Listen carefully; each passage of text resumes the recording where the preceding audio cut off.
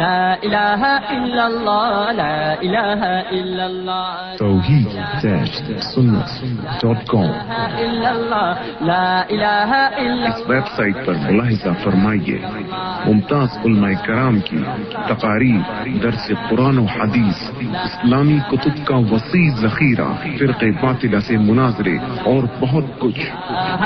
الا اللہ لا الہ الا اللہ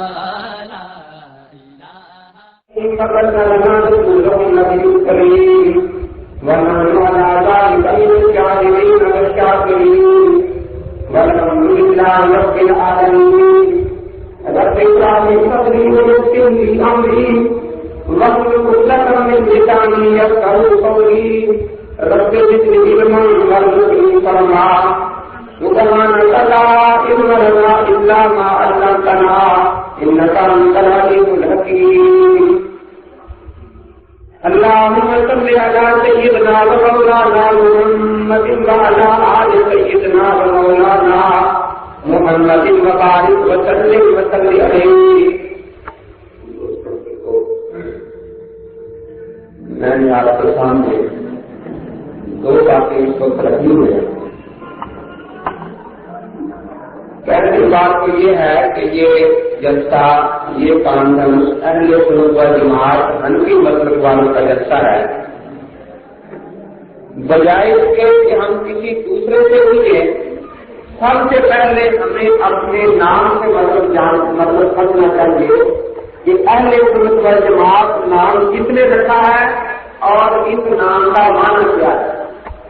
جب ہمیں یہ پتہ چل جائے گا کہ ہمارے پاس کون سی دولت ہے تو پھر ہم کسی دوسرے کی طرف دیکھنے کے لیے بھی انشاءاللہ تیار تک نہیں ہوں گے۔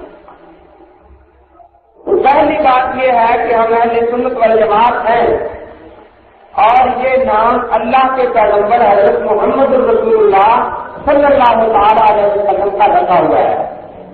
قرآن پاک میں جب یہ آیت کریمہ نازل ہوئی، یوم تبیض وجوہ وتسود وجوہ، علامہ جلال الدین سیوطی رحمۃ اللہ علیہ سورہ منصور میں اسی آیت کے تحت حدیث پاک نقل فرماتے ہیں، صحابہ نے حضرت صلی اللہ علیہ وسلم سے عرض کیا کہ حضرت جن کے چہرے میدان قیامت میں روشن ہوں گے وہ کون لوگ ہیں؟ آپ نے فرمایا ہوں اہل سنت والجماعت، وہ اہل سنت والجماعت۔ تفسیر ابن کثیر میں حضرت عبداللہ بن عباس رضی اللہ تعالیٰ عنہ ان سے اسی آیت کے تحت یہ روایت موجود ہے کہ حضرت عبداللہ بن عباس رضی اللہ تعالیٰ عنہ انہوں نے بھی اس آیت کی تفسیر بیان فرماتے ہوئے یہی فرمایا کہ قیامت کے دن دو ہی گروہ ہوں گے، ایک جنت میں جانے والے، دوسرے دوزخ میں جانے والے۔ جنت میں جانے والوں کے چہرے روشن ہوں گے اور دوزخ میں جانے والوں کے چہرے سیاہ ہوں گے۔ وہ لوگ جن کے چہرے روشن ہوں گے وہ اہل سنت والجماعت ہوں گے۔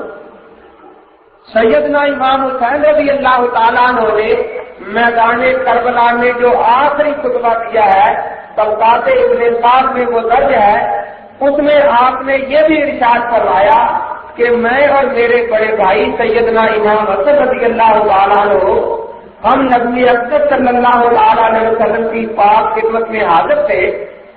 آپ نے فرمایا کہ تم دونوں بھائی جنت کے نوجوانوں کے سردار ہو، اور آپ نے یہ بھی فرمایا کہ تم دونوں بھائی اہل سنت والجماعت کی آنکھوں کی ٹھنڈک ہو۔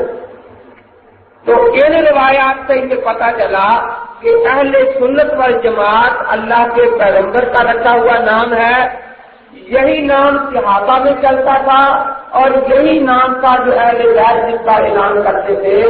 تمام صحابہ اور اہل بیت اہل سنت والجماعت مذہب سے تعلق رکھتے تھے۔ میں کبھی کہیں جاتا ہوں تو بعض دوست باتوں میں بتایا کرتے ہیں کہ جی ہمارے اس لڑکے کا نام حضرت مولانا سید حسین احمد صاحب مدنی رحمۃ اللہ علیہ نے رکھا تھا، اور اس بات پر فخر کرتے ہیں کہ اللہ کے ایک ولی نے میرے بچے کا نام رکھا۔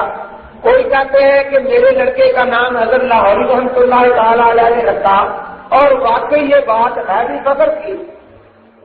ہمیں اس بات پر فخر ہے کہ ہمارا نام اہل سنت والجماعت خدا کے آخری نبی حضرت محمد رسول اللہ صلی اللہ تعالی علیہ وسلم نے رکھا ہوا ہے، اور ہمارے علاوہ جتنے فرقے موجود ہیں انہوں نے نام خود رکھے یا کسی اور سے رکھوائے، ان میں سے کسی کا نام اللہ کے پاک پیغمبر نے رکھا ہوا نہیں ہے۔ تو جو لوگ اللہ کے نبی کے رکھے ہوئے نام کو پسند نہیں کر سکے وہ حضرت کے کاموں کو کیسے پسند کریں؟ تو بہرحال ہمیں اس بات پر فخر ہے، ہم اہل سنت والجماعت ہیں، اور ہمارا یہ نام حضرت محمد الرسول اللہ صلی اللہ تعالی علیہ وسلم کا رکھا ہوا ہے۔ آپ کے سب صحابہ اہل سنت والجماعت تھے، آپ کے اہل بیت اہل سنت والجماعت تھے۔ سیدنا امام حسین رضی اللہ تعالیٰ عنہ نے اپنے آخری بات میں اپنا مطلب اہل سنت والجماعت ہی بتلایا۔ اب دیکھنا یہ ہے کہ اس کا معنی کیا ہے۔ ہمارے نام میں پہلا لفظ سنت آتا ہے، حضرت صلی اللہ تعالی علیہ وسلم نے اس کے بارے میں بڑی تاکیدیں فرمائی۔ فرمایا علیکم بسنتی، میری سنت کو لازم پکڑنا، اور فرمایا من احب سنتی فقد احبنی، جس نے میری سنت سے محبت رکھی پیار کیا اس نے میرے ساتھ پیار کیا، اور جس نے میرے ساتھ پیار کیا وہ قیامت میں جنت میں میرے ساتھ ہو۔ اور حضرت صلی اللہ تعالی علیہ وسلم فرماتے ہیں جس نے اس زمانے میں میری سنت کو مضبوطی سے قائم رکھا، جب بدعات کا فساد دنیا میں پھیل جائے گا اللہ تبارک و تعالیٰ اسے 100 شہید کا ثواب عطا فرمائیں گے۔ اور آپ نے فرمایا من راغب عن سنتی فلیس منی، جو میری سنت میں منہ موڑ گیا وہ میری امت میں سے نہیں ہے۔ اور فرمایا جس نے میری سنت کا پاک نہیں رکھا وہ قیامت کے دن میری شفاعت کی امید بھی نہ رکھے۔ حضرت صلی اللہ تعالی علیہ وسلم نے سنت کے بارے میں بار بار تاکیدیں فرمائی۔ دیکھنا یہ ہے کہ سنت کہتے کس کو ہے۔ ہم نے اپنے نام کا معنی سمجھنا ہے، ہم اہل سنت والجماعت ہیں۔ تو قرآن خدا تعالیٰ کی آخری کتاب ہے، جس میں کسی کو شک ہے نہیں، ذالک الکتاب لا ریب فیہ، اس میں کسی شک و شبہ کی گنجائش نہیں ہے۔ اور ہمارا یہ اعتقاد ہے کہ یہی قرآن پاک قیامت تک کے لیے ذریعہ ہدایت ہے۔ لیکن قرآن پاک کے معنوں کے سمجھنے میں اختلاف ہو سکتا ہے یا نہیں؟ ہو سکتا نہیں، ہوا ہے۔ آپ کے ملک میں ایسے لوگ بھی موجود ہیں جو قرآن کا نام لے لے کر کہتے ہیں کہ معاذ اللہ عیسیٰ علیہ السلام بہت ہو چکے ہیں، قرآن میں لکھا ہوا ہے۔ ایسے بھی ہیں جو قرآن ہاتھ میں لے کر کہتے ہیں کہ انہی الحکم الا للہ، بس اللہ کی بات کافی ہے، نبی کی سنت کی ضرورت نہیں۔ اور ایسے بھی ہیں جو قرآن کی آیتیں پڑھ پڑھ کر ثابت کرتے ہیں کہ اللہ کے نبی کی سنت کے بغیر قرآن کا صحیح مفہوم سمجھ میں نہیں آتا۔ تو اختلاف ہو سکتا ہے، اب کس طرح اس پر عمل کیا جائے؟ اللہ تبارک و تعالیٰ نے اپنے آخری پیغمبر حضرت محمد رسول اللہ صلی اللہ تعالی علیہ وسلم کو یہ حکم دیا کہ اس قرآن پر عمل کر کے دکھا دیں اور صحابہ سے عمل کروا کے دیکھ لیں۔ ہمارا اہل سنت والجماعت کا اعتقاد یہ ہے کہ یہ قرآن لفظی قرآن ہے، اور حضرت محمد رسول اللہ صلی اللہ تعالی علیہ وسلم آپ اسی قرآن پاک کی عملی تفسیر تھے۔ آپ کی نماز اسی قرآن کی تفسیر تھی، آپ کا روزہ اسی قرآن پاک کی تفسیر تھی، آپ کا جہاد اسی قرآن پاک کی تفسیر تھا، آپ کی سنو اسی قرآن پاک کی تفسیر تھی۔ ام المومنین سیدہ عائشہ صدیقہ رضی اللہ تعالیٰ عنہ سے کسی نے پوچھا کہ حضرت ہم نے حضرت صلی اللہ تعالی علیہ وسلم کی زیارت نہیں کی، آپ نے حضرت کی زیارت کی ہے، آپ فرمائیں حضرت کے اخلاق کیا تھے، حضرت کی عادات کیا تھی؟ اما عائشہ صدیقہ رضی اللہ تعالیٰ عنہ نے ایک ہی بات فرمایا جو کچھ قرآن پاک میں لفظوں میں لکھا ہوا ہے وہ آقا نامدار حضرت محمد رسول اللہ صلی اللہ تعالی علیہ وسلم کی اداؤں میں ڈھلا ہوا ہے۔ تو اہل سنت کس کو کہتے ہیں؟ قرآن پاک پر عمل کرنا کس طریقے سے؟ جو نمونہ عمل کرنے کا حضرت صلی اللہ علیہ وسلم نے پیش فرمایا ہے. تو اہل سنت کا معنی بنا قرآن پر عمل کرنے والے. کس پر عمل کرنے والے؟ جس طرح حضرت صلی اللہ علیہ وسلم نے عمل کر کے دکھایا اور صحابہ سے عمل کروایا. تو ہم اہل سنت ہیں، قرآن پر عمل کرنے والے، اللہ کے پاک پیغمبر کی رہنمائی میں ان کے عملی نمونہ سنت کی پیروی اور تابعداری. اب اہل سنت کا میں نے معنی عرض کر دیا. کچھ آپ سے بھی باتیں پوچھتا جاؤں. ایک تو آپ کو نیند نہ آئے گی اور دوسرا یہ مجھے پتا چلے گا کہ آپ میری بات سمجھ رہے ہیں یا نہیں. پہلی دفعہ آپ کو ذہن میں آنے کا موقع ملا ہے. یہ آپ بتائیں قرآن کامل ہے یا ناقص؟ اور قرآن کے بارے میں جو عملی نمونہ حضرت صلی اللہ علیہ وسلم نے پیش فرمایا وہ کامل ہے یا ناقص؟ پھر اہل سنت نام کامل ہے یا ناقص ہے؟ تو آپ نے کیوں اتنا نام نہیں رکھا؟ آپ ساتھ کر جماعت ہی بلاتے ہیں. دیکھیے ایک فرقہ کہتا ہے کہ میں اہل قرآن ہوں، وہ کہتا ہے قرآن کامل ہے، مجھے کسی اور بات کی ضرورت نہیں. تو وہ اپنا نام صرف اتنا کہتا ہے میں اہل قرآن ہوں، کبھی وہ یہ نہیں کہتا میں ہوں اہل قرآن وال جماعت. کبھی سنا انہوں نے کہا. دوسرا فرقہ یہ کہتا ہے کہ نبی کی حدیث کامل ہے، وہ کہتا ہے میرا نام اہل حدیث ہے. وہ کبھی یہ نہیں کہتا میں ہوں اہل حدیث وال جماعت. کبھی سنا ان کیا ہو. پورے 73 فرقوں کے نام آپ پڑھ جائیں، پر جماعت کا لفظ کسی نام میں نہیں ملے گا. تو ایک اشکال ذہن میں آتا ہے، اعتراض ذہن میں آتا ہے کہ ان کا دعویٰ یہ تھا قرآن کامل ہے، انہوں نے نام بھی صرف اہل قرآن رکھا. دوسروں کا دعویٰ یہ تھا حدیث کامل ہے، انہوں نے نام بھی صرف اہل حدیث رکھا. آپ ایک طرف یہ کہتے ہیں اللہ کے نبی کی سنت کامل ہے، لیکن آپ کو خبر ہی نہیں آیا کہ نام صرف اہل سنت رکھتے. آپ کے نام کے ساتھ ول جماعت کا لفظ بھی موجود ہے. آخر آپ کو اللہ کے نبی کی سنت میں کون سا نقص نظر آ رہا تھا، کون سی کمی نظر آ رہی تھی جس کو پورا کرنے کے لیے آپ نے اپنے نام میں اس لفظ کا اضافہ کر رکھا ہے؟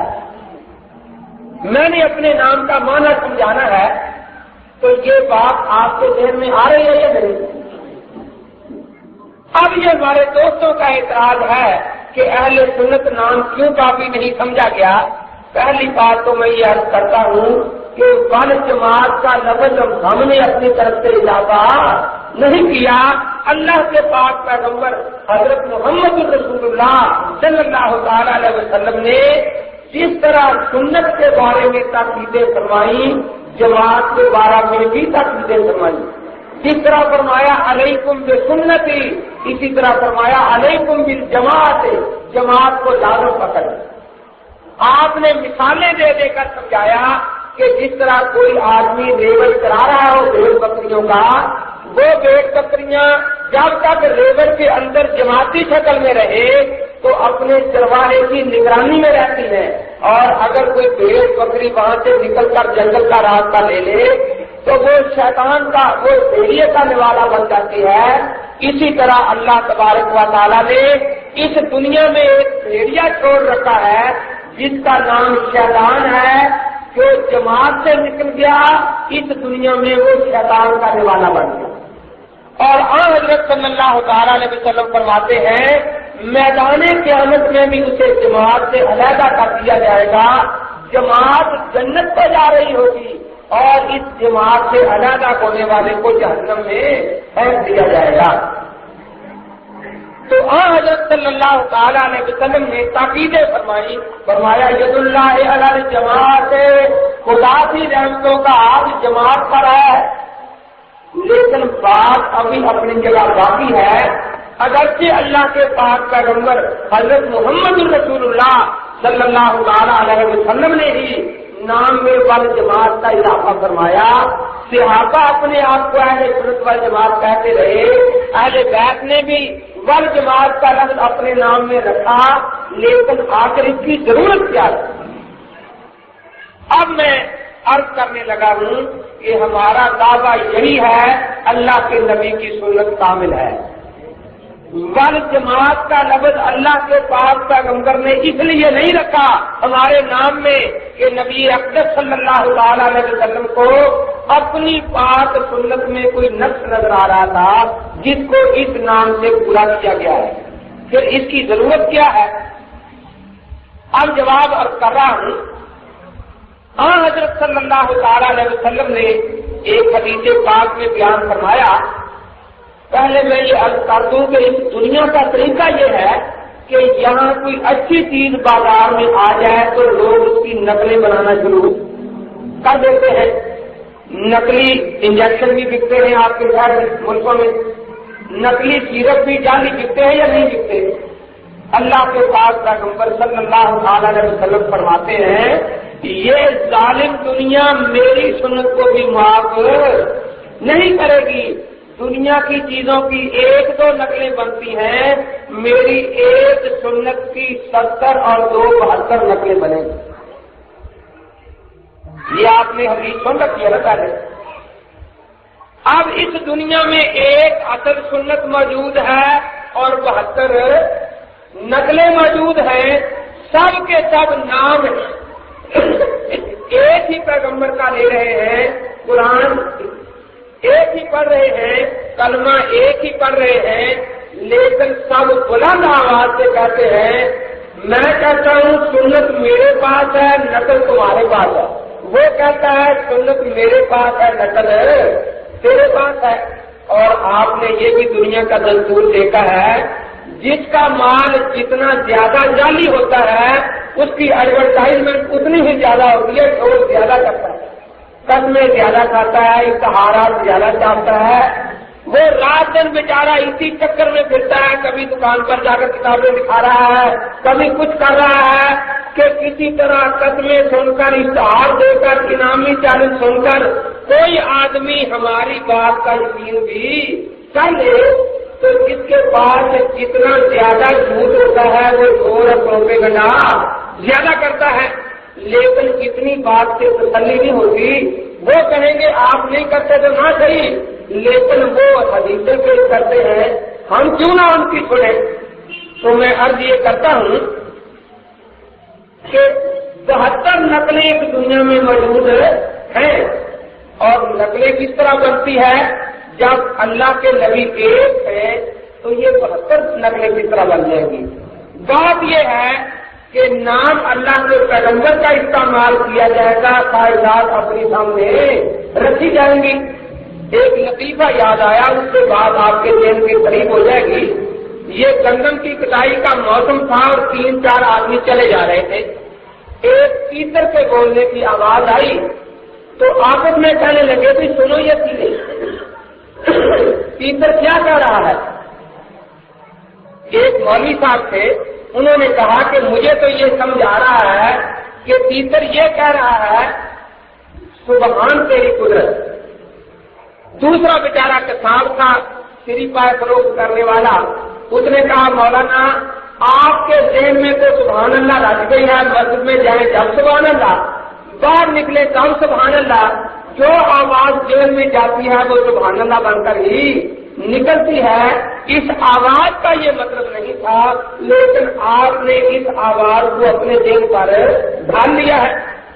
دوسرے سے پوچھا گیا کہ کبھی تو نے کیا سمجھا؟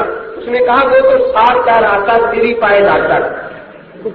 اب وہ کسان تھا نا، بیچارہ رات دن سری پائے فروخت کرتا تھا، اس کے ذہن میں سری پائے تھے، تو اس نے اس آواز کو اس پر ڈال لیا۔ اب آواز ایک تھی، مطلب 2 نکل آئے، نقلیں اسی طرح بنا کرتی ہیں۔ تیسرا سبزی بیچنے والا تھا، اس نے کہا کہ مولانا تو پپا تو غریب ہوتی ہے، خراب کر دیا تھا، تم نے بھی تو اپنے ذہن سے بات کر لی۔ اس نے کہا تم نے کیا سمجھا؟ اس نے کہا وہ تو صاف کہہ رہا تھا آلو میتھی ادرک، اب تو سبزی بروسہ میں جا رہا۔ تو اب دیکھیے آواز ایک ہے اور ذہن کتنے ہو گئے ہیں؟ 3۔ چوتھا پہلوان تھا، اس نے کہا کہ سب غلط کہتے ہو، یہ تو کہہ رہا تھا کھا گھی اور کال قدر وزن کیا کر گھی کھانے کے بعد. دیکھیے نقلیں اسی طرح بنا کرتی ہیں. وہ کہتا ہے میں اس آواز کا معنی یہ سمجھا ہوں, دوسرا کہتا ہے میں یہ سمجھا ہوں, تیسرا کہتا ہے میں یہ سمجھا ہوں, چوتھا کہتا ہے میں یہ سمجھا ہوں. اور اسی میں نے ساری دنیا میں بازار میں اختلاف ڈال رکھا ہے. ہمارے نام میں یہ میں نہیں, اس میں کی جگہ والجماعت کا لفظ ہے. ہم یہ کہتے ہیں حدیث اللہ کے نبی کی ہو اور سمجھانا ابو بکر صدیق کا اور رضی اللہ تعالیٰ ہوگا, خلفائے راشدین کا ہو, عشرہ مبشرہ کا ہو, بیعت رضوان والوں کا ہو, بدر احد والوں کا ہو, اہل بیت کا ہو. ان سب کو کہتے ہیں والجماعت. کیا کہتے ہیں؟ والجماعت. اب دیکھیے جب آپ کو پتا ہے کہ ایک 4 روپے کا جعلی انجیکشن بھی بک رہا ہے بازار میں, تو آپ کا دل یہ چاہتا ہے کہ ہم نے 4 روپے کھڑے دینے ہیں, کہیں چیز جعلی نہ مل جائے.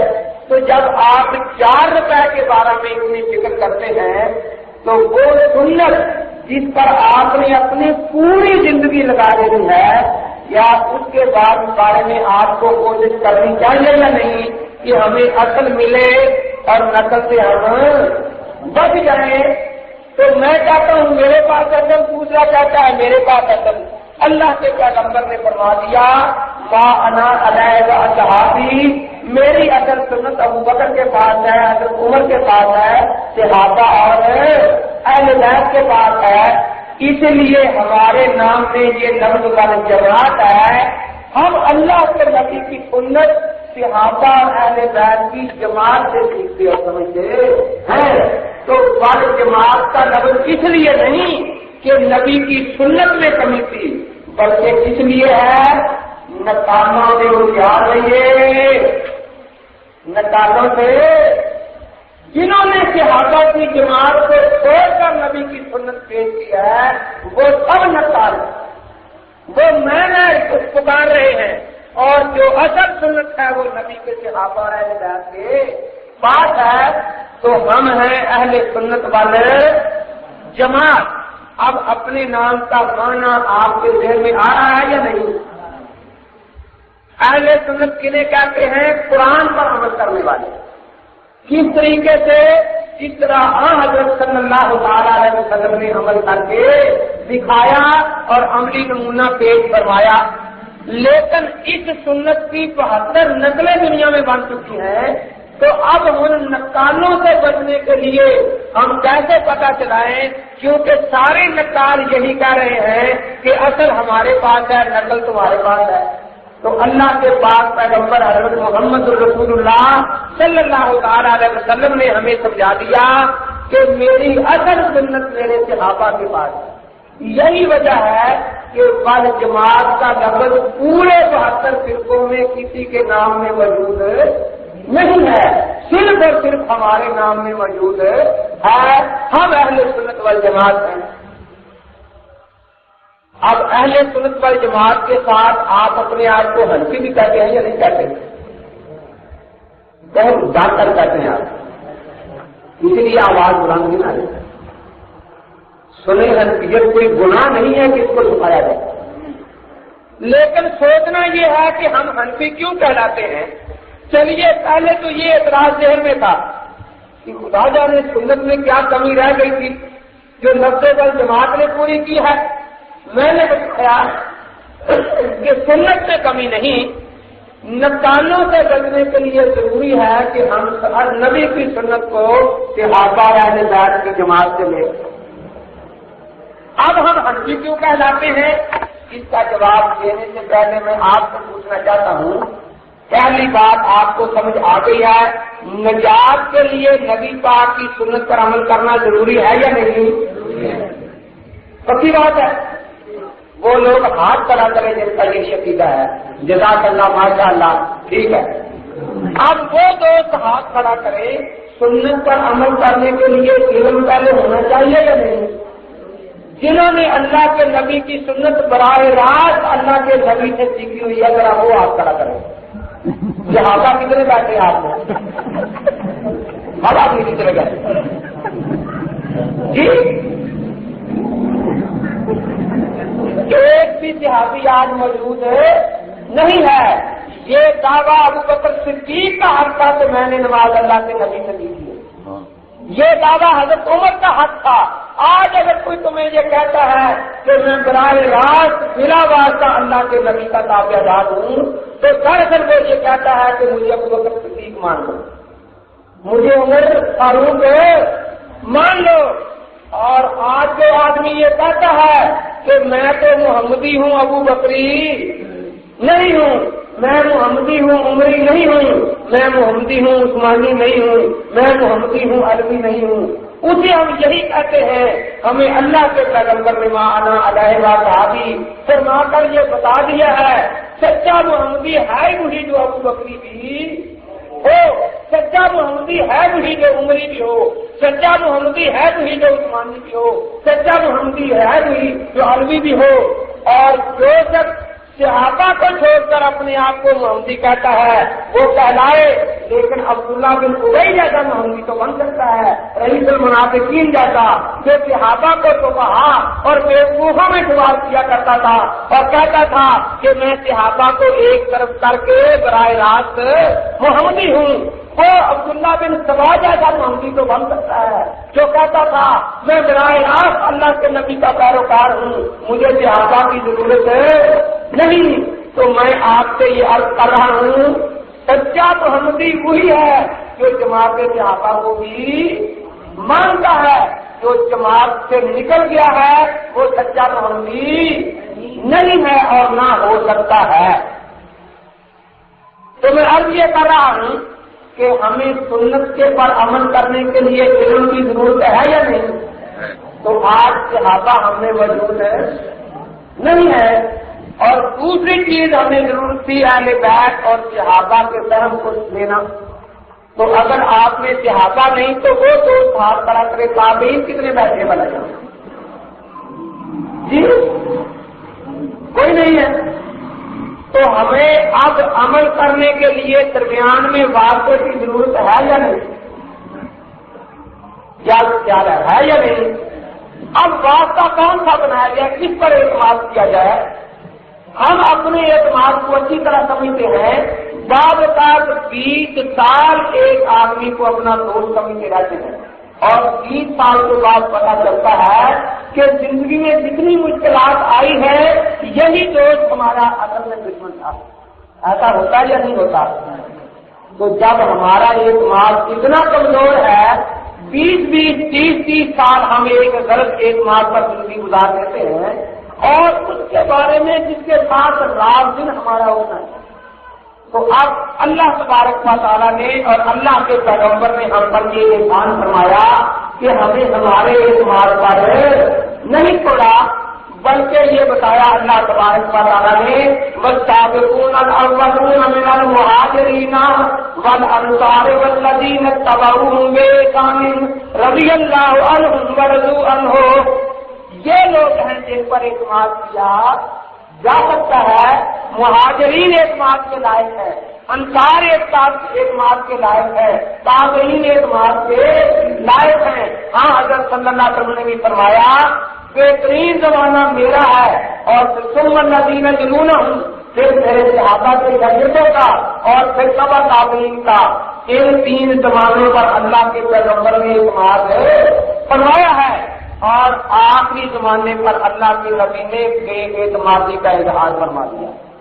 فرمایا آخری زمانے میں بخاری شریف میں حدیث ہے ایسے لوگ پیدا ہوں گے جو جاہلوں کو اپنا پیشوا بنا لیں گے, وہ بغیر علم کے فتوا دیں گے اور خود گمراہ ہوں گے, لوگوں کو گمراہ کریں گے. آپ کہیں گے جاہل کون ہے؟ اس پر بات یاد آ گئی. مادری کے مناظرے میں پیر بدیع الدین شاہ صاحب سے مناظرہ ہو رہا تھا. شاہ صاحب نے 2-3 مرتبہ یہ بات دہرائی کہ مقلد تو جاہل ہوتا ہے, مقلد تو جاہل ہوتا ہے.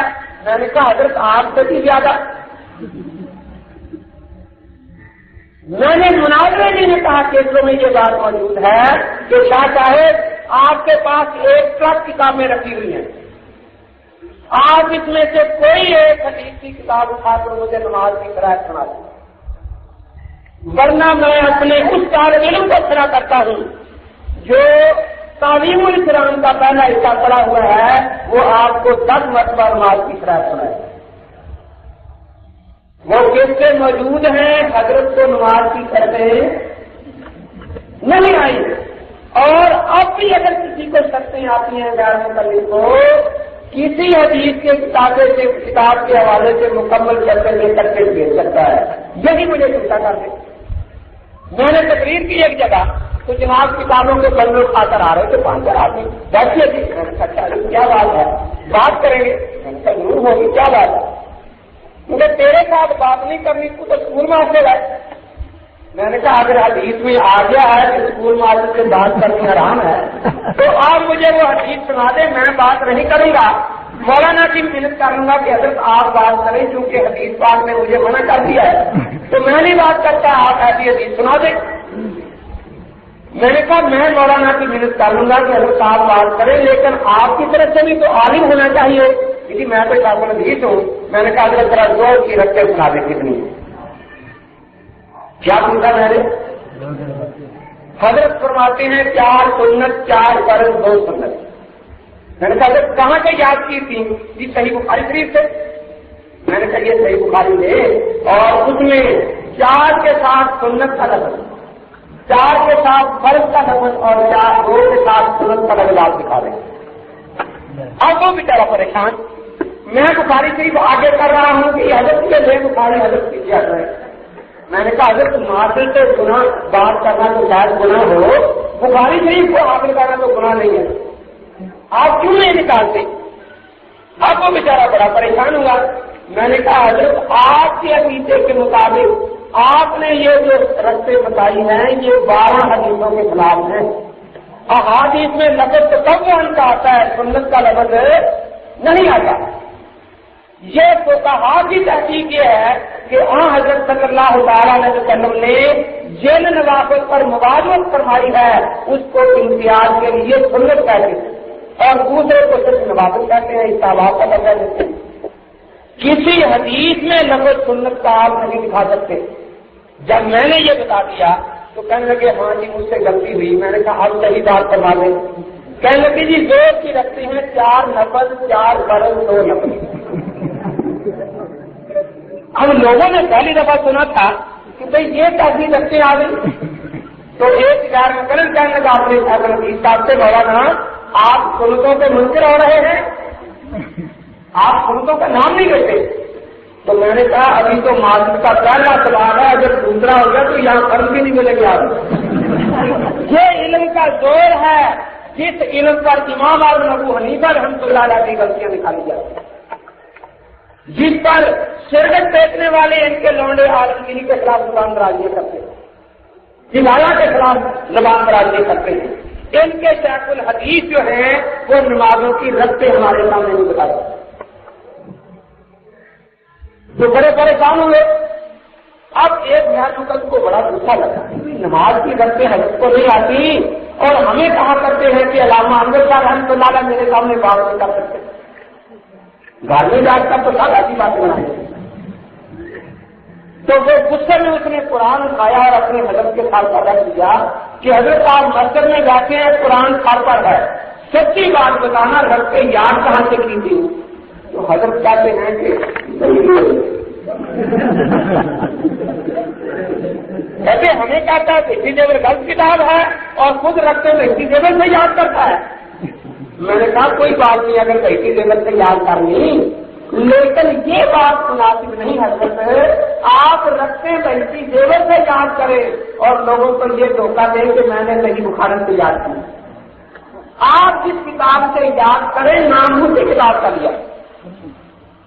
تو بہرحال حضرت صلی اللہ تعالیٰ علیہ وسلم نے 5 قرون پر اعتماد فرمایا اور آخری زمانے پر اعتماد نہیں فرمایا۔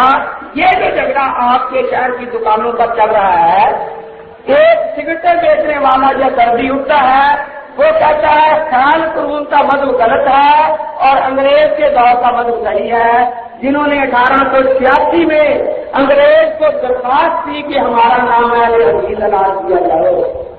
یہ درخواست نواب صدیق اثنگار مقلد کے لڑکے میر نور حسن کی کتاب معاصر صدیقی کی 3 جلد میں پوری انگریزی چٹھی درج ہے اور حکومت کے آرڈر بھی درج ہیں کہ فلاں تاریخ کو بمبے گورنمنٹ نے، فلاں تاریخ کو سندھ گورنمنٹ نے، فلاں تاریخ کو پنجاب گورنمنٹ نے، فلاں تاریخ کو UPCP نے، فلاں تاریخ کو مدراس گورنمنٹ نے یہ آرڈر کیے کہ آج کے بعد ایک کا نام اہل حدیث ہوگا.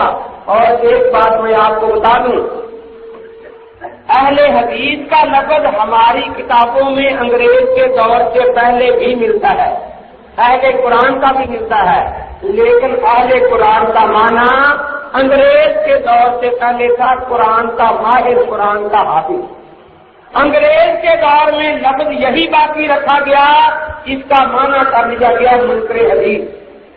اس معنی میں کسی حدیث میں اور ہمارے کسی عالم نے اہل قرآن کا لفظ استعمال نہیں کیا. اگر کوئی پہلی کتابوں سے یہ دکھائے کہ حضرت نے فرمایا اے اہل قرآن ذکر پڑھو اور کہے دیکھو حضرت کے زمانے میں منکرین حدیث ہے، تو یہ بہت بڑا جھوٹ ہے. اسی طرح اہل حدیث کا لفظ انگریز کے دور سے پہلے محدث کے معنی میں استعمال ہوتا، جو ایک علمی طبقہ کا نام ہے، کبھی بھی فرقہ مذہبی کے لیے استعمال نہیں ہوا. فرقہ مذہبی اس کو کہتے ہیں، مثلا مسلمان ہے نا، ایک فرقہ کا نام ہے نا، تو ان پڑھ بھی مسلمان ہے، پڑھا ہوا بھی، مرد بھی مسلمان ہے، عورت بھی، بچہ بھی مسلمان ہے. کبھی انگریز کے دور سے پہلے کسی بچے کو اہل حدیث نہیں کہا گیا، کسی ان پڑھ کو اہل حدیث نہیں کہا گیا، کیونکہ یہ علمی طبقے کا نام تھا. جو محدث ہے وہ اہل حدیث ہے. لیکن آپ لوگ ان کے گروپے کرنے سے اتنے متاثر ہو گئے. علامہ انور شاہ رحمۃ اللہ علیہ ساری عمر بخاری پڑھاتے رہے، آپ انہیں اہل حدیث نہیں کہتے، اور جو نماز کی شرطیں نہ بتا سکے اس کو آپ اہل حدیث کہتے ہیں. یہ اس متبرک لفظ کی سب سے زیادہ توہین ہے. لفظ کتابوں سے دکھا دینا یہ ایک دھوکہ ہے. میں آپ سے پوچھتا ہوں، ربوہ کا لفظ قرآن میں ہے یا نہیں؟ ہمیں اس لفظ سے انکار نہیں، لیکن اگر کوئی یہ کہے کہ قرآن میں جو لفظ ربوہ ہے اس سے قادیانیوں کا شہر مراد ہے، تو اس سے بڑا جھوٹ دنیا میں کوئی نہیں. اسی طرح آپ کو کوئی لفظ اہل قرآن سے دھوکہ دے، لفظ اہل حدیث سے دھوکہ دے کہ پہلی کتابوں میں یہ لفظ موجود ہے، یہ ایسا ہی دھوکہ ہے جیسا کوئی ربوہ کے لفظ سے آپ کو دھوکہ دینا چاہتا ہے.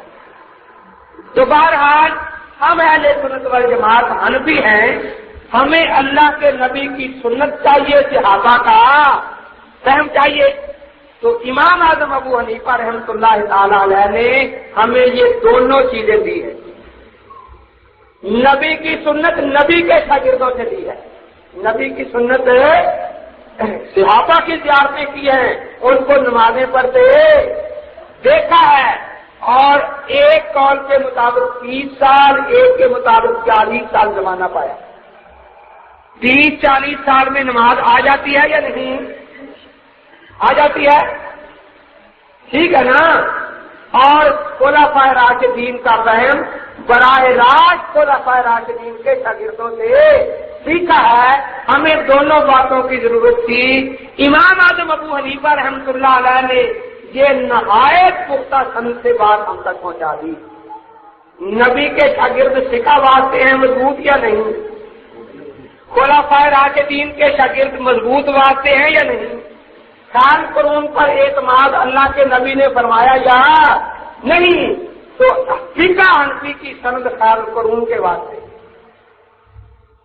اب آپ اندازہ لگائیں، ہم حنفی اس لیے کہلاتے ہیں کہ ہمیں اللہ کے نبی کی سنت ہم نے براہ راست اللہ کے نبی سے نہیں سیکھی، ہمارے امام نے نبی پاک کے شاگردوں سے سیکھ کر ہم تک پہنچا دی. ہم نے خلفائے راشدین سے براہ راست ان سے فہم ان کا سے حاصل نہیں کیا. ہمارے امام سیدنا امام اعظم ابو حنیفہ رحمۃ اللہ تعالی علیہ نے خلفائے راشدین کے شاگردوں سے اصل سنت لی، اصل فہم سمجھا اور وہ ہم تک پہنچا دیا۔ تو اس لیے امام اعظم ابو حنیفہ رحمۃ اللہ علیہ درمیان میں واسطہ ہے نبی کی سنت اور والجماعت کا فہم ہم تک پہنچانے کے لیے۔ اب امام ابو حنیفہ رحمۃ اللہ علیہ سے پہلے کی کوئی کتاب ہمیں دے تو پھر تو ہم سے امام ابو حنیفہ کی فقہ چھڑوا لے۔ جیسے منکر حدیث یہ کہتا ہے کہ تم بخاری کی کتاب کیوں پڑھتے ہو، ابو بکر صدیق کی حدیث کی کتاب کیوں نہیں پڑھتے، حضرت عمر کی حدیث کی کتاب کیوں نہیں پڑھتے، ہم اسے یہ کہتے ہیں خلافت راستہ کا دور جہاد میں ختم ہوا، انہیں بیٹھ کر حدیث اور فقہ کے فتاوی مرتب کرنے کا موقع نہیں ملا، لیکن ان کے شاگردوں سے لے کر امام اعظم ابو حنیفہ رحمۃ اللہ علیہ نے اسی سرمایہ کو مرتب فرما دیا ہے۔ اس لیے والجماعت اس کو ابو بکر صدیق اور خلفائے راشدین کے طریقے کو امام صاحب نے مرتب فرما دیا۔ اب اس نے بات تو ہمیں یہ کہی تھی کہ بخاری شریف پڑھنا چھوڑ دو، ابو بکر صدیق کی کتاب پڑھو۔ دیکھو میں صاف لفظوں میں اعلان کرتا ہوں، حضرت بھی موجود ہیں، اگر کوئی منکر حدیث ہمیں مکمل کتاب صدیق اکبر کی حدیث کی لا دے ہم بخاری نہیں پڑھیں گے۔ حضرت ٹھیک ہے بات یا نہیں؟ اب وہ لینے تو کیا ابو بکر صدیق کی حدیث کی کتاب، اور لایا کیا بغل میں اصل جراج پوری کی کتاب، بغل میں ہے غلام احمد پرویز کی کتاب، بغل میں ہے نیاز فتح پوری کی کتاب۔ تو کتنا بڑا دھوکہ دیا، ہم نیاز فتح پوری کی کتاب کے لیے صحیح بخاری کو چھوڑنے کے لیے تیار نہیں ہے۔ اسی طرح غیر مقلد کہتا ہے اگر تقلید کرنی تھی ابو بکر صدیق کی کر لیتے، ابو حنیفہ کی کیوں کی؟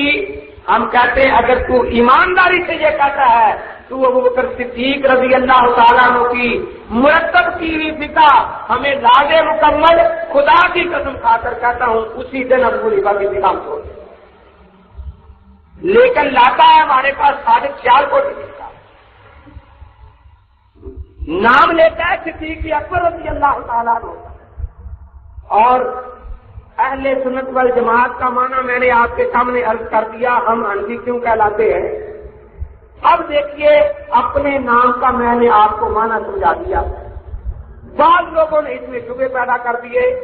یہ آپ کے یہاں کوئی صاحب ہیں انصاری صاحب اپنے آپ کو لکھتے ہیں، ہاں یہ محمد شبیر الدین انصاری،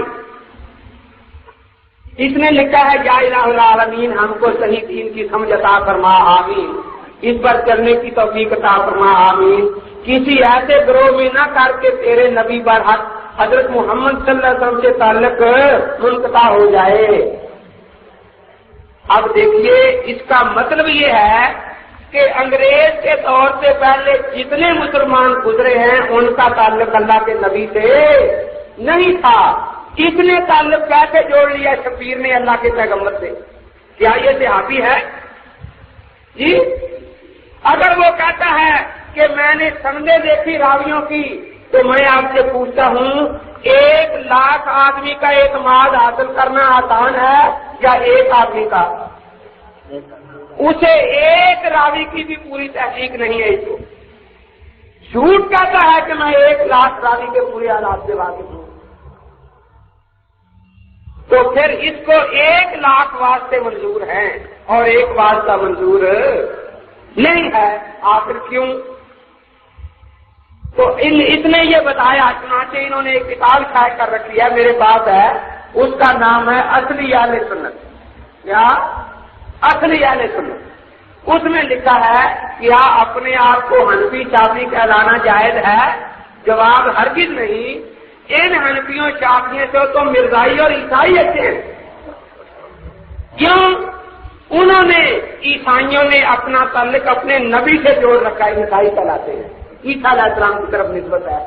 مرزائیوں نے اپنا تعلق اپنے نبی کے ساتھ جوڑ رکھا ہے، اور انہوں نے اپنا تعلق اپنے نبی سے کاٹ کر ایک امتی کے ساتھ جوڑ رکھا ہے۔ میں آپ سے پوچھتا ہوں آپ صرف حنفی ہیں یا اہل سنت والجماعت حنفی ہیں؟ جب آپ نے اپنے آپ کو اہل سنت کہا، اللہ کے نبی سے تعلق جڑا یا ٹوٹا؟ جی، تو یہ جو کہتا ہے تعلق ٹوٹا ہوا ہے، یہ سب سے بڑا جھوٹا ہے یا نہیں؟ جب آپ نے اپنے آپ کو والجماعت کہا، صدیق سے آپ کا تعلق ٹوٹا یا جڑا؟ فاروق سے آپ کا تعلق ٹوٹا یا جڑا؟ صحابہ اور اہل بیت سے آپ کا تعلق ٹوٹا یا جڑا؟ جو کہتا ہے تعلق ٹوٹا ہوا ہے، یہ آپ کے بارے میں جھوٹ بول رہا ہے یا نہیں؟ جی، اور حنفی کا میں نے معنی عرض کر دیا۔ امام صاحب کو واسطہ بالبیان ہے۔ امام اعظم ابو حنیفہ رحمۃ اللہ علیہ ہمیں نبی کی سنت پہنچانے والے ہیں، ہمیں صحابہ کا فہم پہنچانے والے ہیں، وہ دین کے بنانے والے نہیں، دین کے بتانے والے ہیں۔ تو اس لیے ہم حنفی ہیں۔ اب کوئی کہے جی حنفی کا نام نہیں شرک ہے، تو میں کہتا ہوں فتاوی نظیریہ اور فتاوی ثنائیہ نام کا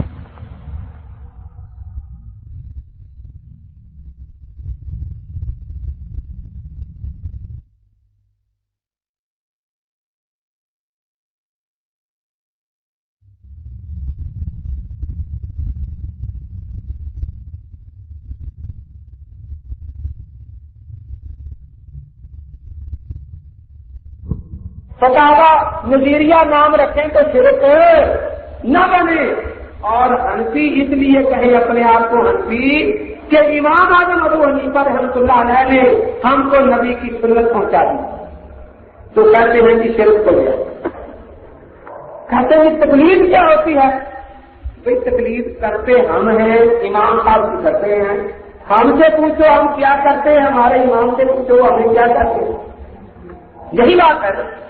ہمارے امام کہتے ہیں میں پہلا مسئلہ سب سے پہلے نمبر پر مسئلہ قرآن میں دیتا ہوں، تو حنفی پہلے نمبر پر امام کی رہنمائی میں قرآن پر عمل کر رہا ہے۔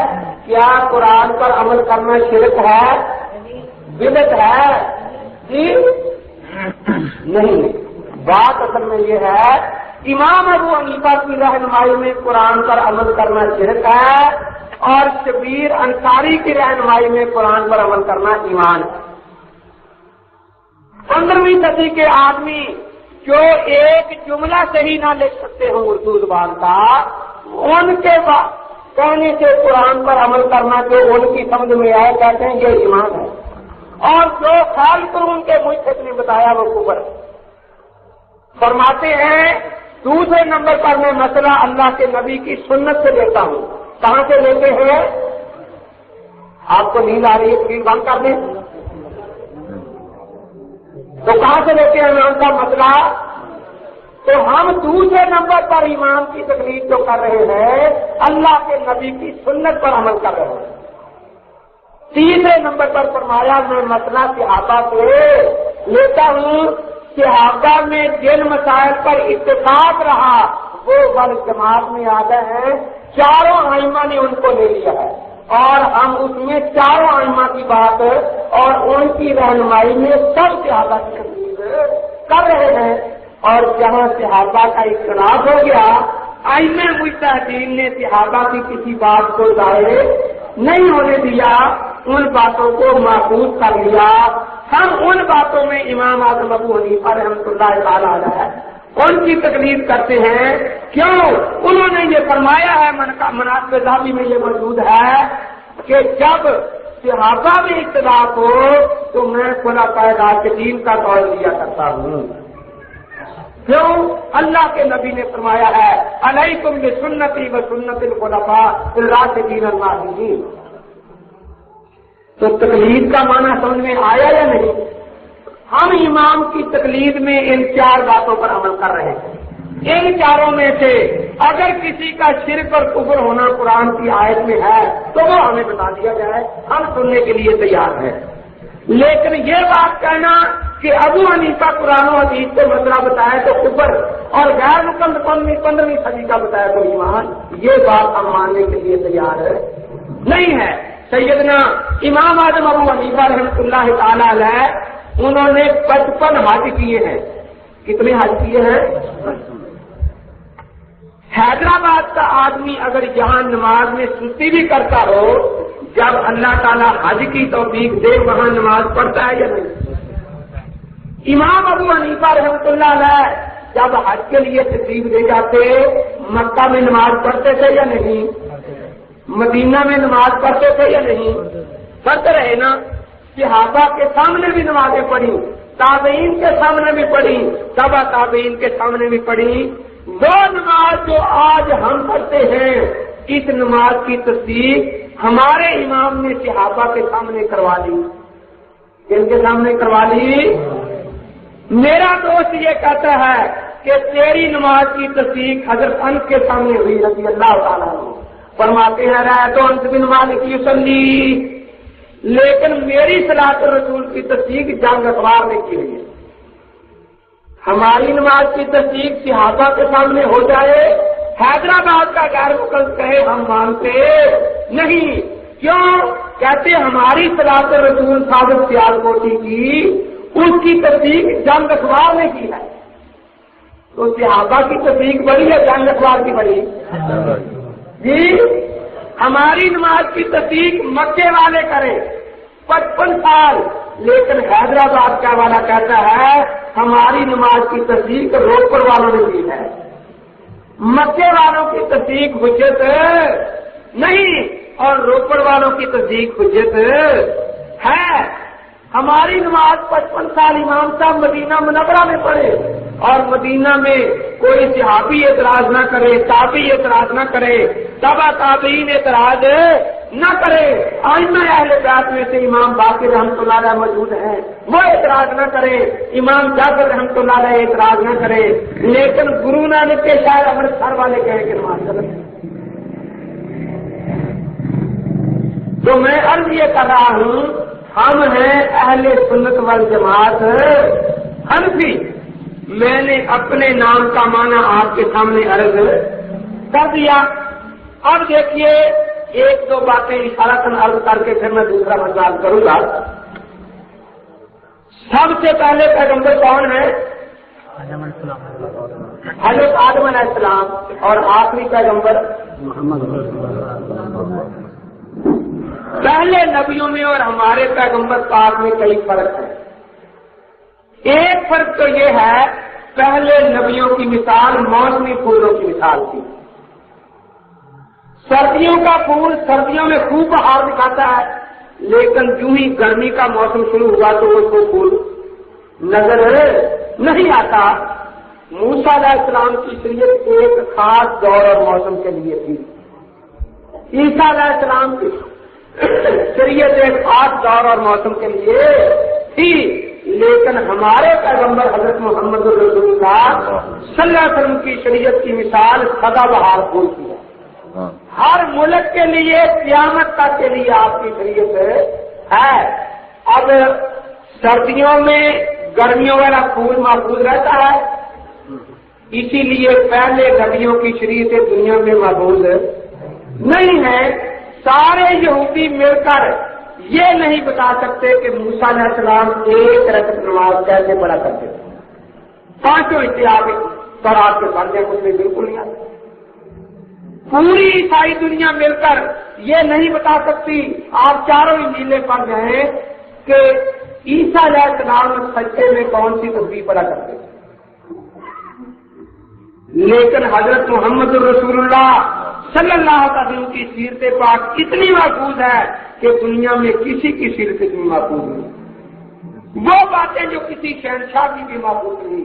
سکندر اعظم میں ایک بہت بڑا واقعہ گزرا ہے. آپ شہر کے رہنے والے ہیں، پڑھے لکھے ہیں، کوئی بتا سکتا ہے کہ سکندر اعظم کی دایا کا نام کیا تھا؟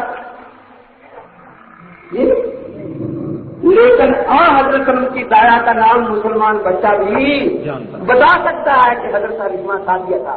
کوئی یہ بتا سکتا ہے کہ کیا خسرو جیسے بادشاہ کو کس بچی نے ہاتھوں پر لوریاں دی تھی؟ ہندوؤں کا وہ بادشاہ اشوک جس کی لاکھیں ہزاروں سال تک انہوں نے قائم رکھی، اشوک کو کس بچی نے اپنے ہاتھوں پر کھلایا تھا وہ نہیں بتا سکتے. لیکن مسلمان کا بچہ بھی بتا سکتا ہے کہ اس بچی کا نام حضرت فاطمہ تھا جو ہمارے پیغمبر کو اپنے ہاتھوں پر لوریاں دیا کرتا. مسلمان بچہ یہ بتا سکتا ہے کہ ہمارے پاس پیغمبر صلی اللہ تعالی علیہ وسلم جب مسجد میں تشریف لاتے تو کون سا قدم مبارک پہلے رکھتے اور مبارک زبان پر کون سی دعا ہوتی؟ جب آپ بیت الخلا تشریف لے جاتے تو کون سا قدم مبارک پہلے رکھتے؟ سرما ڈالتے تو کون سی ہاتھ میں پہلے ڈالتے؟ لیتے تو کس کروٹ دیتے؟ یہ وہ باتیں ہیں جو دنیا میں کسی کی بھی محفوظ نہیں ہے، اور ہم الحمدللہ فخر سے یہ بات کہہ سکتے ہیں کہ ہمارے پیغمبر کی سیرت کا ایک نقطہ بھی آج گم نہیں ہوا۔ لیکن میں آپ سے یہ پوچھنا چاہتا ہوں، اللہ کے نبی کی سنت کو کامل طور پر محفوظ کرنے کا چہرہ ہے کس کے ساتھ؟ کیا اللہ کے نبی نے کوئی کتاب خود لکھی ہے؟ جی، صحابہ نے، حضرت موجود ہے۔ میں ذمہ داری سے یہ بات کہتا ہوں، اللہ کے نبی کی سنت کو محفوظ کرنے کا چہرہ آئمہ اربعہ کے ساتھ، جنہوں نے مکمل طور پر سنت کو محفوظ کیا، اور یہ چاروں کے چاروں اہل سنت والجماعت ہیں۔ تو اللہ کے نبی کی سنت کو محفوظ کرنے کا چہرہ کن کے ساتھ ہے؟ آئمہ مجتہدین کے ساتھ۔ قیامت تک کے لوگ ان کے محتاج ہیں، جو جیسے آج جس ملک میں حضرت عمر کو گالیاں دی جاتی ہیں وہ ملک فتح کرنے والے حضرت عمر ہی ہیں یا نہیں؟ جو آئمہ مجتہدین کو گالیاں دیتے ہیں وہ بھی ابو حنیفہ کی فقہ کے محتاج ہیں، وہ بھی ان کی فقہ سے مسائل لیتے ہیں۔ اور دوسرا فرق میں مختصر عرض کر رہا ہوں، یہ ہے پہلے انبیاء علیہ السلام کی سیرت ایک ایک علاقے کے لیے تھی، ہمارے پیغمبر پاک صلی اللہ علیہ وسلم کی سیرت پوری کائنات کے لیے ہے۔ اب میں یہاں ایک بات آپ سے پوچھنا چاہتا ہوں، یہ بات میں نے عرض کی کہ اللہ کے نبی کی سنت کو چار ائمہ نے محفوظ کیا ہے۔ اب میں آپ سے پوچھتا ہوں، امام مالک رحمۃ اللہ علیہ کے مقلدین کس علاقہ میں بستے ہیں؟ تو آپ اندرس لیبیا وغیرہ ایک دو علاقوں کے نام لیں گے، یہ وہی علاقے ہیں جو صحابہ کے زمانہ میں فتح ہو چکے تھے۔ تو معلوم ہوا امام مالک رحمۃ اللہ علیہ نے سنت کی حفاظت فرمائی، لیکن ان کے مقلدین سنت کو لے کر گھر میں جاتے رہے ہیں، باہر نہیں نکلے۔ دوسرا سوال میں یہ پوچھتا ہوں کہ امام شافعی رحمۃ اللہ علیہ کے مقلدین دنیا کے کس ملک میں بستے ہیں؟ تو آپ مصر وغیرہ ایک دو ملکوں کا نام لے کر بات کر دیں گے۔ اس کا بھی یہ پتا چلا اس سے کہ امام شافعی رحمۃ اللہ علیہ کے مقلدین بھی سنت کو لے کر گھر میں بیٹھے رہے ہیں۔ پھر یہ سوال سامنے آئے گا، امام احمد بن حنبل رحمۃ اللہ علیہ کے مقلدین کس ملک میں بستے ہیں؟ تو آپ نجد کے علاقہ کا نام لیں گے۔ تو معلوم ہوا کہ یہ بھی سنت کو لے کر گھر بیٹھے رہے ہیں، لیکن جب سوال ہوگا کہ حنفی دنیا کے کس ملک میں بستے ہیں، تو کیا آپ ایک دو ملکوں کا نام لے کر خاموش ہو جائیں گے؟ آپ کو دنیا کے ہر ملک کا نام لینا ہوگا، اور دنیا کے کسی ملک کی تاریخ اٹھا کر دیکھ لیں، وہاں خدا کا قرآن لے کر پہنچنے والے صرف حنفی ہیں، وہاں نبی کی حدیث لے جانے والے صرف حنفی ہیں، وہاں جہاد کرنے والے مجاہدین حنفی ہیں۔ کسی ملک کی تاریخ حدیث کی پڑھے محدثین کا بنتی ہے، کسی کی مفسرین کی تاریخ کسی ملک کی پڑھے سب مفسرین حنفی ہیں۔ تو اللہ کے نبی کی یہ خصوصیت کہ وہ پوری کائنات کے لیے نبی ہے، یہ پیش گوئی کہ میرا دین دنیا کے ہر ملک میں پہنچے گا، یہ حنفیوں کے ہاتھوں پر پوری، اور حنفیوں کو اس بات پر جتنا بھی فخر ہے وہ سارے ہوتا ہے۔ کوئی منکر صحابہ یہ نہیں کہہ سکتا کہ میں نے فلاں ملک کے ایک ضلع میں دین پھیلایا، کوئی منکر حدیث یہ نہیں کہہ سکتا کہ میں نے فلاں ضلع کے ایک تحصیل میں دین پھیلایا، کوئی منکر فقہ یہ نہیں کہہ سکتا کہ میں نے فلاں ملک کے ایک تھانے میں دین پھیلایا۔ انہوں نے ہماری مسجدوں میں لڑائیاں پیدا کی ہیں۔ خواجہ اجمیری رحمۃ اللہ علیہ تشریف لاتے ہیں، اکیلے آ کر بیٹھتے ہیں، اور جب جنازہ ہوتا ہے تو 90 لاکھ کافر مسلمان ہیں۔ کاش غیر مقلد 90 لاکھ نہیں، 90,000 نہیں، 90-100 نہیں 90 سکھوں کو غیر مسلم بناتا تو میں سمجھتا کہ اس نے دنیا میں کوئی کام کیا۔ اس نے تو ہماری 90 مسجدوں میں لڑائیاں پیدا کی۔ وہ آپ کے علاقے میں وہ لسورا پارٹی ہوتی ہے یا نہیں؟ وہ جس کو لوگ ایمان کہتے ہیں، ناراض نہ ہو جانا، لوگوں نے اس کا نام رکھا ہوا لسورا پارٹی۔ وہ جیسے لسورا سمجھ جاتا ہے نا، یہ جان نہیں چھوڑتے کس کے پاس چلے گئے، وہ 3-4 اکٹھے ہو کر کسی ذمہ دار کے پاس چلے گئے، اسے کسی نے بتا رکھا تھا کہ بھائی لوگوں نے ان کا نام لسورا پارٹی رکھا ہوا ہے، یہ جان نہیں چھوڑتے۔ سر یہ پہنچ گئے، اسے کہا کہ دیکھیے کہ ہم مسلمان ہیں، اس نے کہا کہ مسلمان ہیں۔ نے کہا پھر اللہ کی بندگی کرنی چاہیے، نماز پڑھنے چلے مسجد میں۔ اسے پتا تھا کہ یہ جان نہیں چھوڑیں گے، اس نے کہا جی میں ضرور جاتا، کون مسلمان نماز کا انکار کرتا ہے، لیکن بات یہ ہے کہ میری چادر ذرا پاس نہیں ہے۔ تو ایک کے کندھے پر ایک سال کی چادر، جس نے کہا کہ سب یہ چادر پاس نہیں، اور اس نے کہا کہ کسی نے بڑا سوچ کا نام رکھا ہے، یہ جان نہیں چھوڑ گیا۔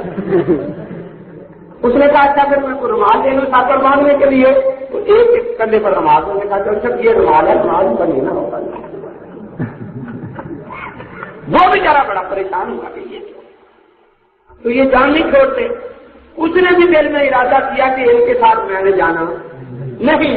آخر اس نے کہا کہ آپ لوگ تو دوسرے کچھ کام کا ذلیل کرتے ہیں، میں ناپاک ہوں، غسل کرنا تھا، ہوا ٹھنڈی چل رہی ہے، اب میں ناپاک کیسے وقت میں چلا جاؤں؟ تو ایک آدمی پانی گرم کرنے جاتا ہے، میں پانی گرم کرتا۔ اب وہ جناب پانی گرم کیا، اب چودھری صاحب کے پاس کوئی بہانا رہ نہیں گیا، اسے جناب چادر بنوائی، رومال دیا اور مسجد میں لے گئے۔ اس نے نماز پڑھی، نماز پڑھنے کے بعد انہوں نے ایک کتاب کھول لی، اس میں سے حدیثیں سنائی، بزرگوں کے واقعات سنائے کہ بھئی نماز پڑھنے کے فضائل کیا ہیں، اللہ کو یاد کرنے کا ثواب کتنا ہے، صحابہ نے اور اللہ کے پیغمبر نے دین کے لیے کتنی تکلیفیں اٹھائی ہیں۔ آدمی وہ بڑا رہی تھا، وہ آج سن رہا ہے اللہ کے نبی کے ارشادات، بزرگوں کے واقعات، صحابہ کے حالات، بار بار اپنے دل پر نظر کرتا ہے کہ ٹیلی ویژن بھی دیکھے کہ دل کو سکون ہو، ناول بھی پڑھے، لیکن اللہ کے نبی کے ارشادات اور بزرگوں کے حالات سننے سے جو دل کو آج سکون محسوس ہو رہا ہے یہ کبھی محسوس نہیں ہوا، اور اس دل کے چین کی تلاش میں میں ساری عمر سر کروا رہا ہوں وہ ان باتوں میں۔ اب کہنے لگا ذرا تعارف تو کر لیں، آپ آئے کہاں سے ہیں؟ تو پتا چلا کہ جو صاحب جس نے چادر پیش کی تھی وہ کراچی کے ایک کارخانہ دار تھے، جنہوں نے رومال دیا تھا وہ ایک کالج کے پرنسپل تھے، اور جنہوں نے پانی گرم کیا تھا وہ کوہاٹ کے DSP تھا۔ یہ کیسے لوگ ہیں، کہاں سے چلے ہیں، اور انہوں نے جناب آ کر یہ مجھے آج پتا بتا دیا کہ دل کا سکون اسی باتوں ان باتوں میں ہے۔ کہنے لگا اگر میں آپ کے ساتھ چلوں، پڑا ہوا تو کچھ نہیں، دیکھا چلے ہم بھی آپ چلیں۔ وہ بیچارہ 3 دن کے لیے گیا، 7 دن کی نیت کر لی اس نے، آ کر چلا لگا کر واپس آیا۔ اس چلے میں انہوں نے کیا سکھایا؟ یہ نہیں کہا کہ بھائی دیکھو تم نے ہمارے ساتھ چلا لگایا ہے، آج جا کر حیدرآباد کی مرضی مسجد میں کھڑے ہو کر اسپیکر پر یہ اعلان کرنا کہ بھائی دیکھو میں 40 دن جماعت کے ساتھ لگا کر آیا ہوں اور ایک بات سیکھ کر آیا ہوں، کیا کہ تم سارے بے نماز ہو، کسی کی نہیں ہوتی، کسی کی نہیں ہوتی، کسی کی نہیں میری ہوتی۔ یہ نہیں انہوں نے سکھایا اس کو، یہ سکھایا کہ بھائی مسجد میں جو اچھی طرح نماز پڑھتا ہے اس کی نقل کرنا، جو زیادہ وقت لگاتا ہے اس کا ساتھ دینا۔ اب یہ بیچارہ 40 دن وہاں لگایا، اب جناب جو پکے نمازی پہنچے بھی 5 منٹ پہلے مسجد 8-10 دن ہو گئے، ہمارے دوستوں کی نظر بھی پڑ گئی۔ ہمارے دوستوں کا مشن بالکل ہمارے برعکس ہے، ہم کہتے ہیں کہ بے نمازیوں کو نمازی بناؤ، لیکن کوئی آدمی جتنی دیر نماز نہیں پڑھتا وہ ان سے بچا رہتا ہے، یہ اس کے پاس نہیں جاتے کہ تم نماز پڑھ لو، جو 20 تراوی پڑھتا ہے اس کو 20,000 کا چیلنج بھی انعامی ہے، اس کے خلاف 20 اشتہار بھی ہیں، اور جو ایک بھی تراوی نہیں پڑھتا اس سے بڑی راضی ہے، بالکل نہیں اس کے پاس ہے تراوی پڑھتا۔ جو 5 نمازیں پڑھتا ہے صبح سے شام تک ایک ہی آواز آتی ہے، نہیں ہوتی نہیں ہوتی نہیں ہوتی نہیں ہوتی، اور جو ایک بھی نہیں پڑھتا عید کی نماز کے لیے بھی نہیں آتا، اس کے پاس نہیں جاتے کہ اللہ کے بندے آج نماز پڑھ لیں۔ اب وہ بیچارہ چلا لگا کے آیا، وہ 10 دن کے بعد کہیں عید کی نظر کر کی، وہ نکلا چوری صاحب آپ کہاں سے آئے ہیں؟ میں کہا کہ ہم آئے ہیں یہ نماز پڑھ کر، کیا آپ کہتا نماز تو ہوتی نہیں تمہاری؟ سوچنے لگا یا اللہ میں پہلے نماز نہیں پڑھتا تھا، وہ تم کو ہاتھ سے آیا تو حیدرآباد سے کراچی سے وہ مجھے نماز پر لگا دیا۔ جب تک میں نماز نہیں پڑھتا تھا انہوں نے آ کر یہ نہیں کہا تھا کہ نماز پڑھو، اب میں نے نماز پڑھنی شروع کر دی ہے، اب یہ آ گئے ہے دل میں بلوچے ڈالنے۔ تو ہمارا مشن یہ ہے بے نمازیوں کو نمازی بنانا، اور ان کا مشن ہے نمازیوں کے دلوں میں بلوچے ڈالنا۔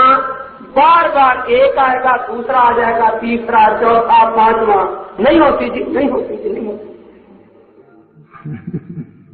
پھر جی اچھا جی کیسے ہوگی؟ نہیں ہوگی کیسے؟ یہ دیکھو 20,000 کا اشتہار طے کر رکھا ہے ہم نے۔ کلمہ کس کا پڑھتے ہو؟ اللہ کے نبی کا۔ تو بات نبی کی ماننی چاہیے یا ابو حنیفہ امتی کی؟ نبی کی۔ دیکھو بات کرنے کا یہی طریقہ ہوتا نا ان کا، بات بھائی جس کا کلمہ پڑھے بات کی ماننی چاہیے۔ یہ دیکھیے بہادر دیو پنڈی کا سائیکلوں پر لے کر پھرتا ہے، وہاں اشتہار دیتا ہے، اردو کی طرح لکھنا نہیں جانتا، اور پورے ملک میں پھیلاتا ہے فاتحہ کلف الامام 30,000 روپئے انعام مناظر قدم تمام گھر کا دیتا ہے۔ تو دیکھو یہ لکھا ہے لا صلاۃ لمن لم یقرأ بفاتحۃ الکتاب خلف الامام، جو امام کے پیچھے سورۃ فاتحہ نہ پڑھے اس کی نماز نہیں ہوتی۔ حوالہ دہشتی کا، اس کتاب کا دہشتی کا۔ پہلا دھوکہ تو یہ ہے کہ جب دہشتی کا لفظ صرف لکھا جائے تو سننے کبرا مراد ہوتی ہے۔ سننے کبرا میں اگر کوئی یہ حدیث سکھا دے تو میں 10,000 روپئے سے نام دوں گا۔ یہ ہے کتاب القراءت کی روایت، اس کے صفحہ 56 کی۔ یہ روایت انہوں نے میرے مقابلے میں 5 مناظروں میں پیش کی۔ بدی الدین شاہ نے بھی پیش کی ماتمی میں، عبد القادر روپی نے بھی پیش کی۔ یہ کتاب اصل میرے پاس یہاں موجود ہے، جس کے صفحہ 56 پر یہ روایت ہے۔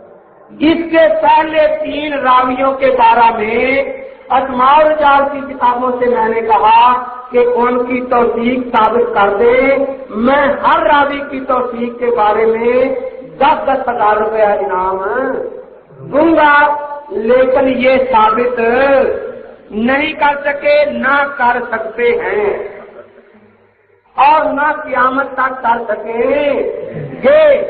اگر کسی میں یہ جرت ہے، یہ چٹھی اتنی دے گیا کوئی ابھی میں نے دیکھی نہیں، لیکن دیکھیے یہ چٹھی بھی میں دیکھوں گا، لیکن مجھے اسی وقت جھوٹا کیا جا سکتا ہے۔ نیو سعید آباد میں کتنا بڑا کتب خانہ کا ہے یا نہیں؟ بھاگے وہاں اپنے حاج تلوار مشکل پٹھا کے پاس کہ امین نے یہ چیلنج دیا ہے کہ کتاب القراءت کی حدیث کی سند کے سارے راویوں کی پہلے نمبر سے لے کر توثیق بیان کرو، لیکن یہ قیامت تک بیان نہیں کر سکیں گے۔ دوسرا دھوکہ کیا ہے؟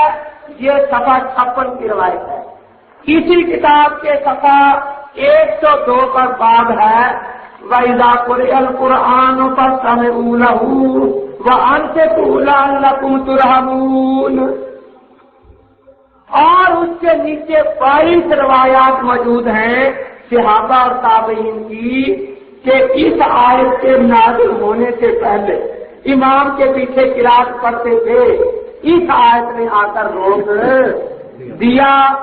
تو یہ حدیث اگر صحیح بھی ہوتی تو اس آیت سے پہلے کی، اس آیت سے پہلے کی، اب یہ کتنا بڑا دھوکہ ہے. دیکھیے پہلے لوگ نماز میں باتیں کر لیا کرتے تھے، پھر آیت نازل ہوگی قوموا للہ قانتین.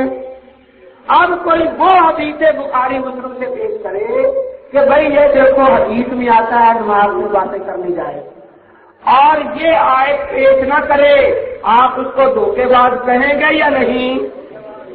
جی کوئی شخص متع سے منع ہونے سے پہلے بھی حدیث متع کی بیان کرے، اسے آپ دھوکے باز کہیں گے یا نہیں؟ پہلے نماز بیت المقدس کی طرف پڑھی جاتی تھی، وہ حدیثیں بخاری مسلم میں موجود ہیں، وہ کوئی پیش کرے اور مبل وجہ کا شطر مسجد الحرام، یہ آیت جو بعد میں نازل ہوئی، اس کو پیش نہ کرے، وہ دھوکے باز ہے یا نہیں؟ تو اسی طرح کا دھوکہ اس نے اس کتاب کے ساتھ کیا. کیا یہ دھوکہ کرنا جائز ہے؟ جی تو اندازہ لگائیں یہ دوسرا دھوکہ. تیسرا دھوکہ یہ اسی کتاب کے صفحہ 117 اور اس سے آگے 4 حدیثیں موجود ہیں. حضرت ابو ہریرہ رضی اللہ تعالیٰ عنہ کی روایت ہے، حضرت نے فرمایا من صلی صلاۃ، جس نے نماز پڑھی، لم یقرأ فیہا بأم الکتاب، اس میں فاتحہ نہیں پڑھی، فلم یصلی، اس کی نماز نہیں ہوئی. یہ سناتے نا آپ کو، اگلا لفظ نہیں سناتے، الا ان یکون وراء الامام، ہاں امام کے پیچھے ہو تو فاتحہ نہ پڑھے. اسی کتاب کے 117 پر جو حدیث ہے وہ اس کو سنانی چاہیے یا نہیں؟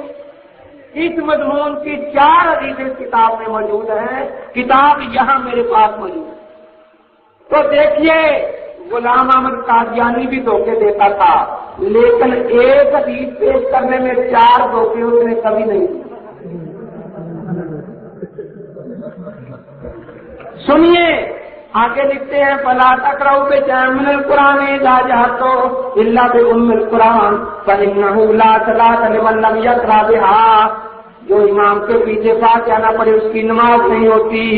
حوالہ دیا ہے نسائی ہدایہ، یہ نسائی میرے سامنے رکھی ہوئی ہے، سیاست کی کتاب، اس میں یہ روایت ہے، لیکن یہ جملہ فَإِنَّهُ لَا صَلَاةَ لِمَن لَّمْ يَقْرَأْ بِهَا اگر کوئی نسائی میں دکھا دے روپیہ 20,000 انعام ہوگا. سنو، تم دکانداروں سے دھوکہ کر سکتے ہو جنہوں نے نسائی نہیں دی. یہ نسائی میرے سامنے ہے، نمبر 1. نمبر 2، اس نے یہ نہیں بتایا کہ اس کا راوی نافع بن محمود ہے، اور یہ میزان 1 سال کی 4تھی جلد میرے ہاتھ میں ہے، اسماء الرجال کی کتاب کی. اس میں یہ لکھا ہے نافع بن محمود عن عبادہ بن قراءۃ خلف الامام. اس نے حضرت عبادہ سے یہی جو حدیث نقل کی ہے، اس نے قراءۃ خلف الامام کی ایک حدیث نقل کی ہے، لا یعرف بغیر ھذا الحدیث. ساری زندگی میں اس نے یہی ایک حدیث بیان کی، ساری زندگی میں. اور حدیث کیسی ہے؟ حدیث معلل، اس کی یہ حدیث معلول ہے، صحیح نہیں ہے. تو اس کو یہ بتانا چاہیے تھا یا نہیں؟ جی شبیر انصاری کو کیا پتا کہ اسماء الرجال کس بلا کا نام ہے؟ بھائی کپڑے سینا تیرا کام ہے، سود بازار میں لوگوں کو گمراہ کرتا ہے کہ دیکھو ہمارے مولوی نے 20,000 روپے انعام رکھا ہوا ہے، ان دھوکے بازیوں کا نام. اور سنیے اس سے بڑا دھوکہ یہ نسائی شریف میرے ہاتھ میں ہے. یہ ضعیف روایت جہاں ختم ہو رہی ہے، آگے اس کے 7 لفظ تھا تعویل قوله عز وجل وإذا قرئ القرآن فاستمعوا له وأنصتوا لعلكم ترحمون. محدث نے یہ بتا دیا ہے کہ یہ واقعہ اگر صحیح بھی ہوتا تو اس آیت سے پہلے کا. اور وَإِذَا قُرِئَ الْقُرْآنُ، قُرِئَ مجہول کا صیغہ ہے نا، کون پڑھے؟ آگے حدیث بیان فرما رہے ہیں کہ امام پڑھے گا. فن سے تو کن کو خطاب ہے؟ حدیث میں آ گیا، اللہ کے نبی نے فرمایا مقتدیوں کو خطاب ہے، مقتدیوں کو خطاب ہے. تو دیکھیے اس کو یہ دھوکے باز کو نہیں بتانا چاہیے تھا کہ نسائی میں جو میں نے روایت نسائی کے حوالے سے لکھی ہے ایک جملہ تو میں نے خود بڑھایا ہے نسائی میں ہے ہی نہیں.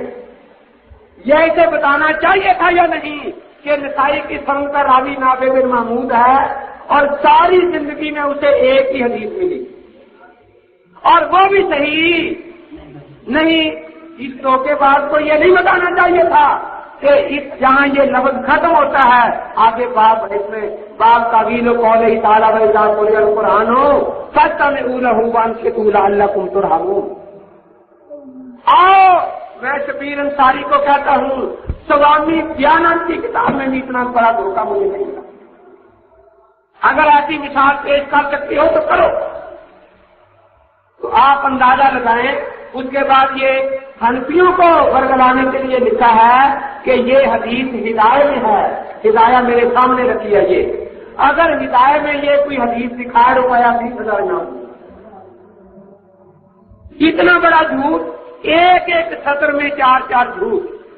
اور آگے لکھتا ہے وہ جو آیت میں نے پڑھی اور جس کی تفسیر نسائی شریف میں موجود جس کی تفسیر 4 صحابہ تھے اور 22 تابعین تھے کتاب القراءۃ بہقی مصنف ابن ابی شیبہ در منصور ابن کثیر ان کتابوں میں موجود کہ یہ نماز کے بارے میں نازل ہوئی ہے. یہ کہتا ہے کافروں کے لیے نازل ہوئی ہے. دلیل کیا ہے؟ اور جب پڑھا جائے قرآن کافروں اور مشرکوں جب پھر آیت سن لو وَإِذَا قُرِئَ الْقُرْآنُ اس میں کافروں کی لفظ کا ترجمہ ہے مشرکوں کس لفظ کا ترجمہ ہے بھی لفظ. تو تم سنو اس کو اور چپ رہو شور مچانے کی بجائے. یہ کس کا ترجمہ ہے؟ تاکہ تم رحم کیے جاؤ. اب کہتا ہے یہ بات کہ یہ کافروں کے لیے نازل ہوئی ہے اللہ کے نبی سے تو میں ثابت نہیں کر سکا اور نہ قیامت تک کر سکتے ہیں. ان کا محدث اعظم عبد الرحمان مبارک پوری لکھتا ہے تحقیق الکلام میں کہ یہ قول کہ یہ آیت کافروں کے بارے میں نازل ہوئی ہے نہ نبی کی حدیث سے ثابت ہے نہ صحابہ سے ثابت ہے نہ تابعین سے ثابت ہے نہ تبع تابعین سے ثابت ہے. تو جب کسی سے ثابت نہیں تو کہتا ہے ثابت نہ ہو حنفیوں تم مان لو ہدایہ میں تو ہے. کس میں ہے؟ ہدایہ کا حوالہ دیا لیکن ہدایہ میں یہ نہیں ہے جھوٹ ہے. ہدایہ میرے سامنے رکھی ہے قطعاً ہدایہ میں یہ بات نہیں لکھی گئی ہے کافروں کے بارے میں نازل ہوئی ہے. اگر کوئی ہدایہ میں دکھائے تو میں اسے 10,000 روپے انعام دوں گا. نہ خنجر اٹھے گا نہ تلوار ان سے. یہ بازو میرے آزمائے ہوئے ہیں. یہ اشتہارات دکانوں پر پھرانا اب بیچارے ہمارے دکاندار یہ سمجھیں گے کہ ایسے دھوکے بعد ایک ایک سطر میں 10 بے ایمانیاں. اور پھر کہتا ہے امام کی قرات مقتدی کی قرات ہے یہ حدیث ضعیف ہے. انکا الشیطان کان ضعیفا. حدیث نبی کی ہوتی ہے یا شیطان کی ہوتی ہے؟ جی غصے میں اتنا اندھا ہو رہا ہے یہ کہ نبی کی حدیث پر آیت فٹ کر رہا ہے انکا الشیطان کان ضعیفا. اور کہتا ہے کہ یہ جو حدیث ہے من کان لہ امام فقرات الامام لہ قرات ابن ماجہ ہدایہ کہتا ہے اس حدیث کو امام ابو حنیفہ رحمۃ اللہ علیہ ضعیف فرما گئے ہیں. دیکھو ابن ماجہ شریف صفحہ 373 جلد 1. امام ابو حنیفہ نے کہاں ضعیف کہا ہے؟ ابن ماجہ میں. ابن ماجہ امام صاحب کے زمانے میں پیدا ہو گئے تھے جی. امام ابن ماجہ رحمۃ اللہ علیہ تو امام ابو حنیفہ رحمۃ اللہ کے شاگردوں کے شاگرد ہیں. اس کو کیا پتا کپڑا کاٹنے والے کو کہ میں نبی کی حدیثیں بھی کاٹتا رہوں. اب وہ کہہ رہا ہے دیکھو جی ہمارے مولوی نے بڑی جناب یہ کمائی کی ہے کہ ابو حنیفہ کو قبر سے اٹھایا ابن ماجہ سے ملاقات کرا دی 200 سال بعد. اور امام ابو حنیفہ رحمۃ اللہ علیہ نے ابن ماجہ میں بیان کر لکھ دیا کہ یہ حدیث ضعیف ہے، یہ ابن ماجہ میرے پاس رکھی ہے. اس میں امام اعظم ابو حنیفہ رحمۃ اللہ علیہ کا یہ قول درج نہیں ہے. اور یہ بات اتنا بڑا جھوٹ ہے، یہ میرے ہاتھ میں موتا امام محمد ہے. یہ کہتا ہے امام اعظم ابو حنیفہ رحمۃ اللہ علیہ نے اس حدیث کو ضعیف کہا. امام صاحب خود اس حدیث کو روایت فرما رہے ہیں. قال محمد اخبرنا ابو حنیفہ، کس نے خبر دی؟ ابو حنیفہ. قال حدثنا ابو الحسن موسیٰ بن ابی عائشہ عن عبد اللہ ابن شداد ابن الحارث عن جابر ابن عبد اللہ. کتنی اونچی سند ہے، 2 راوی تابعی ہیں، 2 صحابی. ایسی سند ان کے پاس کسی روایت کی موجود نہیں ہے. فرماتے ہیں حضرت جابر رضی اللہ تعالی عنہ کہ آپ نے نماز پڑھی اور فرمایا من صلی خلف الامام فإن قراءة الامام قراءة له. تو امام ابو حنیفہ اس کو روایت کر رہے ہیں یا ضعیف فرما رہے ہیں؟ یہی روایت اس سے بھی زیادہ مفصل کتاب الآثار امام محمد میں، کتاب الآثار ابی یوسف میں، مسند امام اعظم میں، مصنف عبد الرزاق میں، کتاب القراءت بہقی میں، مصنف ابن ابی شیبہ میں، ان ساری کتابوں میں موجود ہے. تو امام ابو حنیفہ اس کو روایت کرے اور یہ اشتہاری ملا یہ کہے کہ ابو حنیفہ نے اس حدیث کو ضعیف کہا ہے. جھوٹ بولنے کے لیے بھی عقل چاہیے. آئیے امام ابو حنیفہ رحمۃ اللہ علیہ کے شاگردوں نے اس حدیث کو روایت کیا. کتاب الحجہ المدینہ میں بھی یہ روایت موجود ہے. کسی کتاب میں جو شاگردوں نے لکھی ہے امام صاحب سے اس کا صحیح ہونا ہمیں دکھا دیں. ورنہ جس طرح قادیانی جھوٹ سے تڑپ رہا ہے یہ لوگ بھی حقیقت الوحی 1500 صفحے کی کتاب ہے قادیانی کی. کتنے صفحوں کی ہیں؟ وہ 1500 صفحے میں 5 جھوٹ بولے تو ساری دنیا اسے جھوٹا کہے، اور یہ 1 صفحے میں 25 جھوٹ بولے اور حدیث ہے. ہم حدیث کی کہتے خدمت کر رہے ہیں.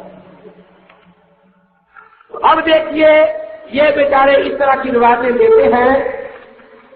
یہ پچھلی اتوار مناظرہ تھا پنڈی میں، یہ بہادر میں بھی بیٹھا تھا وہاں. ویسے ہم نے اس اشتہار پر فیصلہ باد میں پیش کر دیا ہوا ہے انعام لینے کے لیے. اب منتیں کرتا پھرتا ہے خدا کے لیے ہم اتنے جانتے ہو. تو خیر ان اشتہاروں کا اصل علاج یہی ہے، آپ کو جس نے دیا ہے آپ اس کے دستخط کروائیں اور عدالت میں پیش کریں. اللہ حضرت 20,000 ہم لینے کو تیار ہے. جب ضرورت میری پڑے گی جب عدالت میں انشاءاللہ اپنے کرائے پر آ کر پڑھی روک دوں گا. اور آپ کو پتہ چلے گا کہ اشتہار کس طرح تقسیم کر کے ملک کی فضا کو خراب کر رہے ہیں. تو بہرحال میں نے آپ کے سامنے ایک آیت کریمہ پڑھی، اس کا میں کر دوں. وَإِذَا قُرِئَ الْقُرْآنُ فَاسْتَمِعُوا لَهُ وَأَنصِتُوا لَعَلَّكُمْ تُرْحَمُونَ. اور جب قرآن پڑھا جائے تم توجہ کرو اور خاموش رہو تاکہ تم پر خدا کی رحمتیں نازل ہو.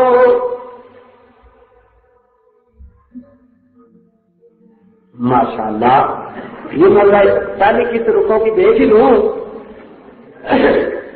روتا یہ غیر مقلد ہے، یہ پتہ نہیں لکھا کتنے ہے. غیر مقلد روتا ہے نا.